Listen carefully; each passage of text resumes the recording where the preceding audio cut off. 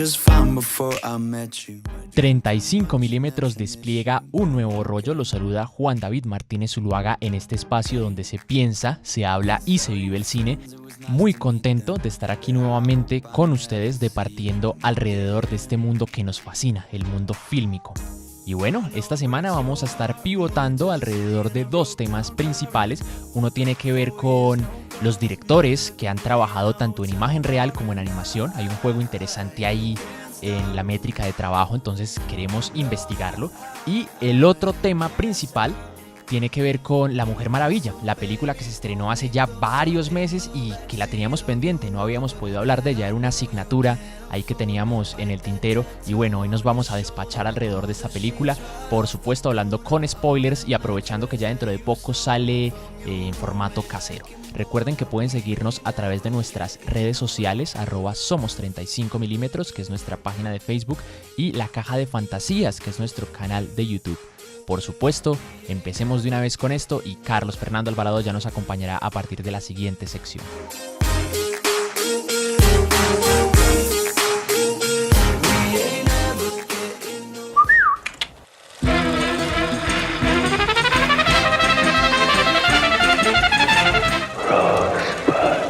I am your father. This is Sparta! You shall not pass! Expecto Patronum! You're gonna need a bigger boat. Bond. James Bond. English, motherfucker! Do you speak it? ¡Tú eres un juguete! 35 milímetros.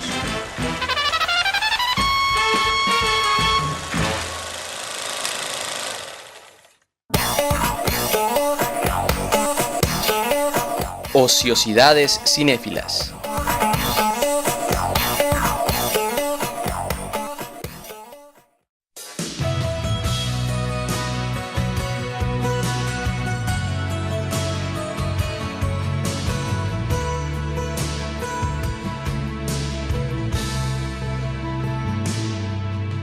Sección de ociosidades cinéfilas. Hoy estamos con Carlos Fernando Alvarado. ¿Cómo estamos, Carlos?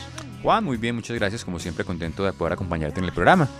Y bueno, con las ganas que tengo de hablar de la película que tenemos hoy de plato fuerte. Entonces, muy rico. Muy bien, para este tema, el día de hoy, como les comenté ahorita en la introducción, quería tratar esos directores que han, digamos que jugado entre las películas hechas en imagen real y la animación. O sea, directores que en su momento trabajaron con actores, pero luego decidieron pasarse al ámbito como tal de la animación, ya sea por ordenador o a lápiz. Entonces aquí tengo una lista bastante particular sobre estos directores. De pronto, a grandes rasgos, Carlos, ¿qué podemos decir de esta gente que hace ese salto? ¿Vos qué pensás? ¿Que es más difícil, que es más complejo, que es algo más bien rutinario, que es el mismo proceso o qué? No, yo imagino que, digamos que es un caso que no sé muy a fondo, digamos, del punto de vista técnico que implique, pero que supongo que tiene que ver como con ciertas relaciones de cercanía y otras de distancia, como con las prácticas. O sea, digamos que el trabajo en animación, por ejemplo, para personajes, igual tienen que trabajar con actores.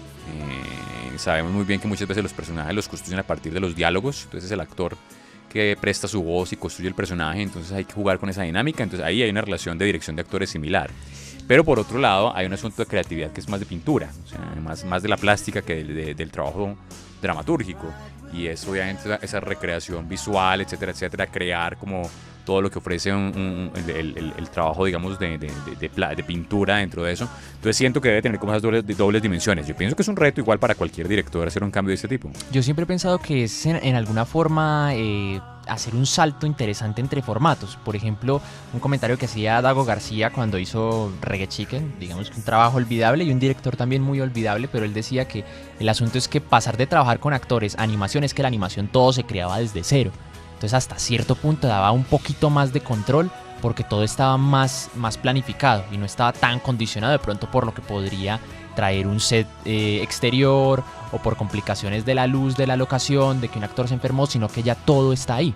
Igual vos haces una demarcación muy interesante, acordándome por ejemplo en la película de Rango, que es filmada por Gore Verbinski, también director de Piratas del Caribe y del Aro. Y sabemos que esta película es animación y lo curioso es que él utilizó a los actores reales en sets improvisados, podría ser en una especie de tarima, él los grababa y a partir de ahí tenía las referencias visuales de los actores. Entonces vemos a Johnny Depp andando con Claro. su sombrero, andando como andaría o como él se imaginaba que andaría ese camaleón. Entonces es bastante interesante. Digamos que ya metiéndonos a la lista de los más conocidos, tenemos a Robert Zemeckis, también Ujú, director sí, claro, de Volver al del Futuro. la trilogía. Exacto, que también hizo, digamos que en su momento se metió mucho en el cuento de hacer películas de animación que no gustaron mucho porque utilizaban el esquema de captura de movimiento. Yo recuerdo El Expreso Polar. El ¿era Expreso una? Sí, Polar, ok. Beowulf, que esa no la vi realmente. Yo sí pero- la vi, la vi, claro, que incluso, pues yo no sé, digamos, qué tipo de técnica particular de animación tenía, pero que digamos que el efecto que se producía para el espectador era de un verismo Ujú. Exacto. marcado, o sea, digamos que finalmente hasta el punto en que se lograba, por lo menos, bueno, esa fue la percepción que yo tuve cuando la vi, Ujú. en ciertas escenas casi que confundir con un tono fotográfico. Ujú. Normalmente en ese tipo de casos lo que se pierde mucho es la expresión del rostro, es la que todavía se ve muy animada. Sí, sí, Pero sí. por ejemplo los paisajes, el cuerpo, Algunas etcétera, texturas. etcétera. Sí, las texturas se veían muy bien. Yo no sabía que esta era de CMX. Inclusive también en este cuento de Navidad, que Ujú. fue protagonizado por Jim Carrey, Ah, claro, yo que también también la vi. es, Sí, sí, sí. pero ya llega a ser no sé, hay una gesticulación que llega a ser un poquito tenebrosa detrás de eso. Sí. Pues llega a ser el cuento un poquito más oscuro. Y claro, por supuesto, pues quien engañó a Roger Rabbit, Ajá. que es una mezcla de animación sí. 2D, imagen real, que Imagen es real, ujú. impresionante, con Christopher Lloyd haciendo del gran villano de esta historia. Y me escapó el nombre del protagonista. Sí, que murió hace, bueno, no hace poco, pero recientemente. Recientemente, bueno. Recientemente, sí. Digamos que también saltando a otro director, tenemos a Spielberg, que no ha hecho mucho de animación, más que nada ha producido, pero ahí hizo Tintín hace Ujú, unos pocos sí. años, una película muy bella también con el esquema de captura de movimiento. Wes Anderson, que sabemos que ha hecho, bueno, Moonrise Kingdom, Gran Hotel Budapest, pero también por ahí está fantástico Señor Zorro. Y también pues, se está preparando Isla de Perros, que supuestamente también va a ser en stop motion. Ah, qué interesante. Entonces sería interesante, aunque no se ha hablado más allá de eso. George Miller, que me parece el caso más divertido. ¿Y qué hizo Miller en Pues sabemos que George Miller hizo Mad Max, Mad Max? Sí. que es esa furia en la carretera, grandísima, pero ha hecho Happy Feet. La 1 y la 2, que es Sí, yo no esto- tenía ni idea, Es que eso este lo había tema dirigido Miller. Claro, del sí, de pingüino los bailarín. pingüinos, sí, el pingüino que no puede cantar. Entonces, Genera la diferencia y baila, y etcétera, etcétera, y todo el tema pues solamente de inclusión y por supuesto de diferencia. que, pues, de hecho por ahí está Hugh Jackman en Sí, la sí, no, y tiene- Elijah Wood como el protagonista. Claro, y no, tiene un reparto de actores tremendos. Pues Robin Williams hace de un personaje encantador allí, de un pingüino medio psicodélico, que entre otras, yo vi la primera, yo no vi la segunda. yo tampoco vi la Sí, segunda. hace mucho tiempo, Mm. que me sorprendió. No sé si en el momento, pues, digamos, cuando estaba yo desconectado, me sorprendió el desenlace de la historia con un tono trágico, ecológico, Sí, yo tampoco me que esperaba. rasgaba como con la historia que estábamos viendo. Casi O sea, una ruptura, me pareció casi una ruptura del cuarto muro. Exactamente, Una sí. cosa ahí tan curiosa. no tenía idea que eran de Miller, bueno. Sí, sino que se me hace curioso encontrar un personaje que puede ser tan violento de pronto en algunas de sus puestas en escena Sí. y pasar a un ambiente relativamente pues más simpático. Y ya digamos que otro que me llama mucho de la lista es Brad Bird, que claro, en su momento hizo Los Increíbles, Ratatouille, pero que también diría yo nos trajo una de las películas más impresionantes de espionaje, que es Misión Imposible, Protocolo Fantasma. Tampoco- Que significa, siento que hay un manejo muy interesante de la Sí. acción detrás de todo, y que hace poquito nos trajo Tomorrowland, que esa no tuvo tanto éxito y que realmente no la vi, pero que estaba protagonizada por George Clooney y que se pintaba como el regreso de George Clooney, digamos que a las superproducciones, pero que se quedó bastante estancada ahí de por medio. Muy interesante. Ya por último que quisiera mencionar, bueno, a unos últimos dos, Hideaki Anno, creador de Neon Genesis Evangelion, que obviamente trabajó mucho en el cuento de la animación, en varias películas por ahí, y que fue el último director de la película de Godzilla, que fue como un gran sueño pues cumplir para él trabajar otra vez con digamos que el monstruo más clásico del esquema de los kaijus. Y por supuesto Andrew Adamson, que hizo pues las Crónicas de Narnia y también hizo las 2 de Shrek. Entonces, bueno, aquí hay un Interesante, que hay muy un proceso interesante, sí. interesante alrededor de cómo fluctúan a partir de estos dos movimientos, y yo creo que termina reflejando su forma de manejar de pronto la acción, de manejar algunos personajes, y no, a mí me parece que es algo a lo que todo director debería someterse. De pronto siento que es un reto interesante. Muy interesante.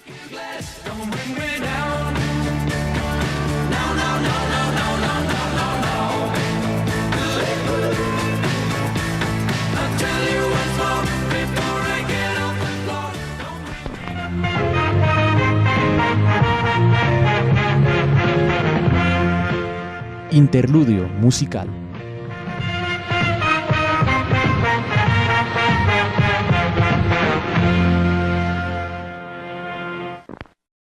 When the truth is found to be lies, and all the joy within you dies.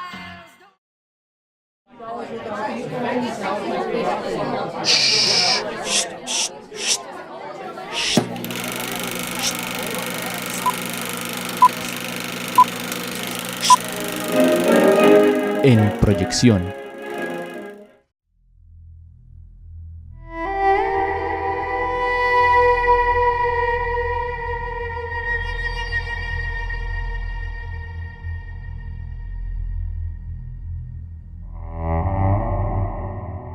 Tenemos La Mujer Maravilla, nuestro plato principal, una de nuestras grandes deudas. Y bueno, Carlos, coméntanos, ¿qué pensás de esta película? Ya ha habido mucho tiempo para reflexionar alrededor de ella, podemos hablar con spoilers y sin ningún problema. Coméntanos, ¿qué te pareció? ¿Qué tal fue esa experiencia de enfrentarse a esta heroína? Por fin, se demoraron mucho en llevarla a la pantalla. No, para mí fue todo un placer, en las películas que disfruté bastante. Bueno, en general este universo de DC me gusta mucho. Digamos que es un caso interesante porque hacía tiempo que no teníamos una película superheroica donde el personaje principal fuera femenino. Si no estoy mal, fue Elektra la última que tuvimos como en el 2004-2005. Sí, porque Catwoman con Halle Berry fue ¿qué año? Y además creo que fue antes. O sea, Catwoman es como 2003-2004. Esas fueron como las dos últimas que además pues no fueron muy bien recibidas, ninguna de las dos. Entonces había pasado un buen tiempo para que tuviéramos un personaje femenino. Y además ese es el personaje superheroico por excelencia, digamos pues que desde el punto de vista del imaginario y la iconografía en general del mundo de los cómics es quizás el más representativo, que viene además sumado a toda la campaña que está haciendo el universo de DC a través de Warner, de construir su propia mitología. Bueno, hemos conversado en muchos programas esta relación versus Marvel, Disney, etcétera, etcétera, y que venía además pues como con el tema detrás de las películas anteriores, que pues no ha sido muy bien recibidas por la crítica, el público dividido. Entonces es como la espera. Entonces claro, digamos que se encuentra con una película muy interesante, una película además que siento yo tiene como tonos que la acercan a algunas cosas de Marvel. O sea, yo allí siento un poco la misma relación como de origen de Thor y del Capitán América, tanto pues por el personaje como por el contexto. El uno efectivamente una deidad, el otro ubicado pues en la Segunda Guerra Mundial, en la Primera. Pero yo la disfruté bastante. ¿Qué me gusta, Juan? Pues me gusta, por ejemplo, lo hemos conversado en algún momento, me gusta que la directora Patty Jenkins, obviamente con su propio estilo y con distancias con Snyder, continúa, digamos, como cierto tono desde el punto de vista visual y narrativo cercano a lo que se viene haciendo. O sea, que me parece que está bien que mantenga la consistencia para poder generar como, digamos, la solidez de una especie de universo compartido. Pero obviamente ya vemos una directora que tiene su propio sello, su propia marca narrativa construida dentro de la película, que siento que logra. A mí una cosa que me encanta mucho, eso yo creo que tú tendrás una lectura diferente, pero me gusta mucho, es plantearnos el personaje femenino como en esa doble dimensión. Así lo siento yo, posiblemente no, y es que por una parte es tanto esta figura de liberación femenina, de empoderamiento, etcétera, etcétera, pero no deja de ser una mujer bella, sensual, que bueno, eso tendría pues sus lecturas, que obviamente eso viene inspirado en el personaje, pero que aquí está muy bien reconstruido. O sea, seguimos viendo una diva allí en pantalla, una literal diosa, en el doble sentido de la palabra, lejana de la figura de la amazona que algunos pueden tener. Sí, sobre pero todo la de Futurama. Sí, bueno, y de Sheena, la princesa guerrera, que es la gran amazona, pues conocida por lo menos dentro de la iconografía televisiva, que me gusta como ese tono. Y bueno, digamos que siento que se logra una química muy especial entre ella y su coprotagonista masculino, en este caso Steve Trevor, interpretado por Chris Pine, que eso siento yo es una cosa interesante en un universo pues finalmente donde los héroes son masculinos, y es qué pasaría con un personaje que no es heroico pero que su interés romántico se convierte de qué. Entonces siento que se logra una cosa allí interesante.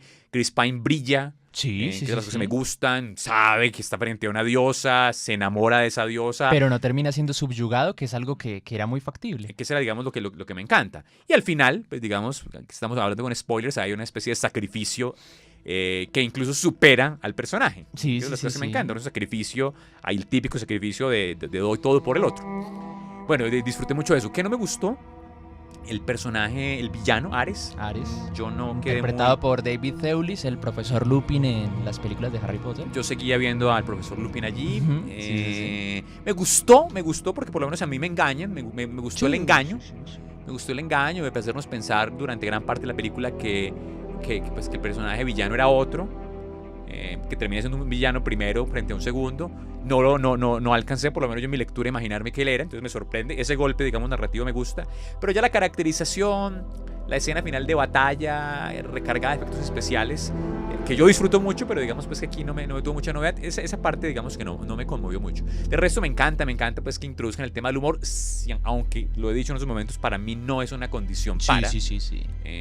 Lo hemos conversado y fue una discusión cuando hablamos de Batman vs Superman, la digamos, demanda del público de por qué no hay una cuota de humor como si la hay en Marvel Disney. Ajá. Entonces, digamos, aquí logran manejarlo con un buen equilibrio. Y bueno, me gusta mucho la historia allí, digamos, de este como escuadrón que trabaja con ellos, un escuadrón pues de fracasados que termina uniéndose, acompañando a esta mujer, a esta diosa en su periplo.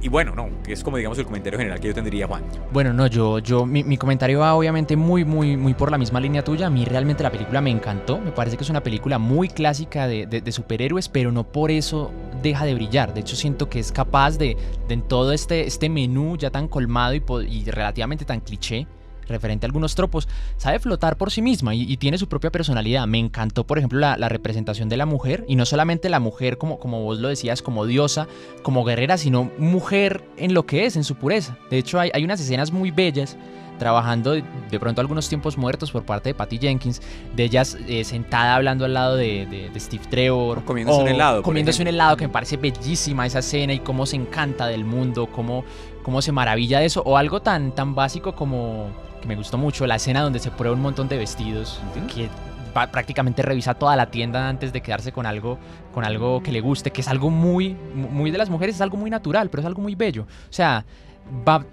coge el espectro que conocemos de esta mujer y va todavía más allá, tratando o dándonos a entender que puede ser cualquiera al mismo tiempo. Eso es lo que me parece muy genial. Digamos que todo ese tema, llamémoslo, no sé si feminista, pero me parece bien tratado, me parece bonito en muchos sentidos.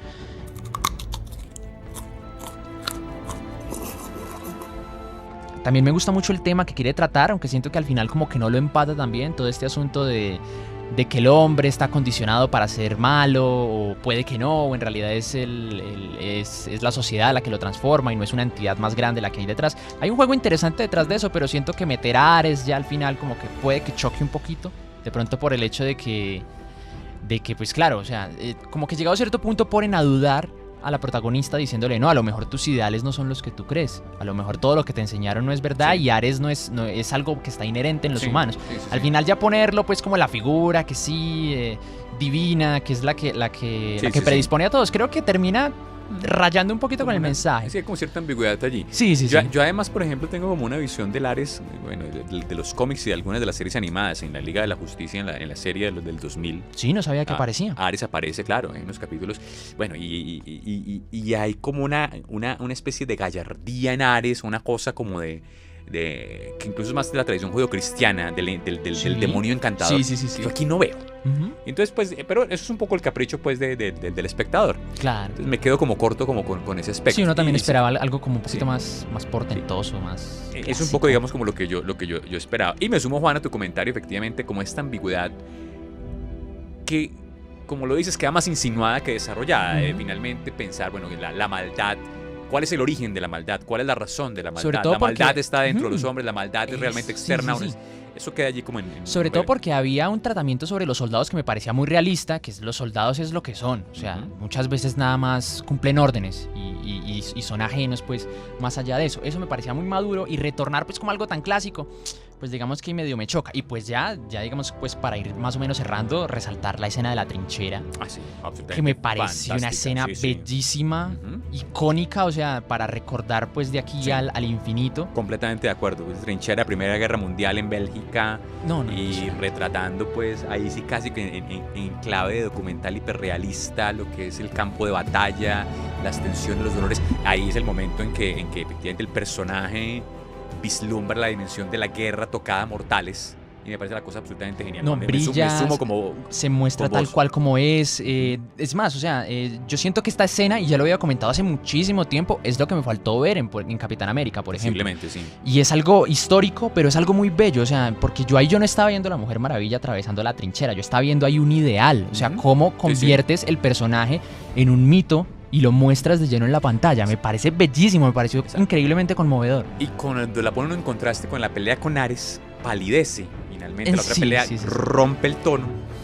Entonces sí, digamos que siento un desequilibrio. Sobre todo porque, y es algo que ya te había comentado también, siento que las películas que llevan del universo cinematográfico de DC, casi todas terminan iguales. O sea, como que DC ya no sabe qué destruir, entonces todo como que al final se resume, sin contar pues Escuadrón Suicida, a empujones y destruyamos lo que haya alrededor de eso. Y siento que eso a la larga, si DC no se pone las pilas, o sea, aquí no lo veo mal, sobre todo porque hay un juego interesante con el color y con las emociones de la protagonista, pero si DC no se pone las pilas, al final creo que ya nos van a seguir presentando siempre los mismos desenlaces, que uno es como, si están destruyendo cosas, pero muéstrenme más. Digamos que creo que sí falta más, ponerle más pilas a las coreografías o a las formas de resoluciones de algunos conflictos, como hemos visto en otras películas que también abordan el tema clásico de origen de superhéroes, como Doctor Strange, por ejemplo, o Ant-Man, que Ant-Man sí le rescato de todas las peleas, que suelen ser bastante creativas dentro del mar de clichés en el que andan. Bueno, es lo último que tenía que decir, Carlos. ¿Comentarios finales ya para cerrar? No, pues que finalmente es una película que digamos, pues nos alienta a continuar conociendo el universo de DC, todo lo que viene por delante, y que efectivamente, pues digamos, siente uno que todo este efecto de cultura popular tan fuerte que es el enamoramiento de Gal Gadot, la actriz, pues está justificado porque esta mujer sale como una diosa, mujer bella, literalmente como una mujer maravilla en esta película. Sí.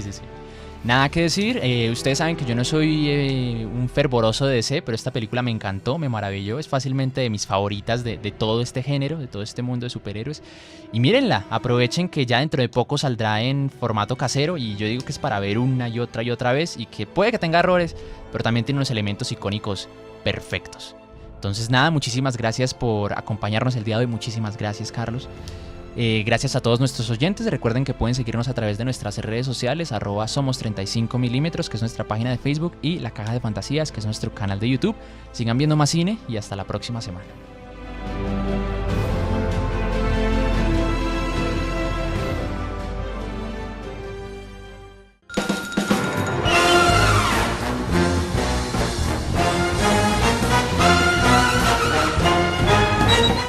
Acabas de escuchar 35 milímetros, una idea original de Carlos Fernando Alvarado y Juan David Martínez.